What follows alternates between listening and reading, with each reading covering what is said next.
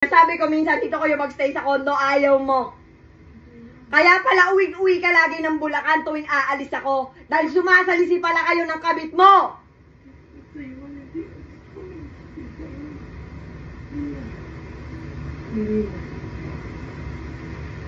Walang mukha mo.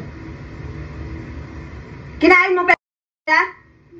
Kaya ba't ko kakainin yun? Ay, bakit hindi mo kakainin? Kinanta ka eh! Hindi ako makain. Kinanta mo na nga eh! Sabi niya pa dito, isang beses mo nga lang ako kinain eh. Kaya bihira ako umabot pag nagsisex tayo eh. Sabi pa ng kabit mo, kinakamusta nga siya lagi ni Carlo tuwing pumupunta ka dito sa condo.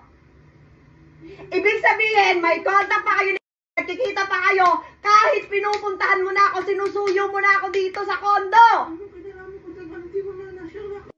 Namon, nagkita pa kayo. And kagabi lang, galing mismo sa bibig mo, sabi mo, February kayo natapos. Hindi lang ako ang nakarinig, may witnesses ako. Nag-iiba ka na naman ng statement. February napakalabo. Nangako nga kami ng February. Ang labo ng February kasi hindi na ako lumalabas nun. Hindi na ako lumalabas ng February. Hindi ka lumalabas ng February?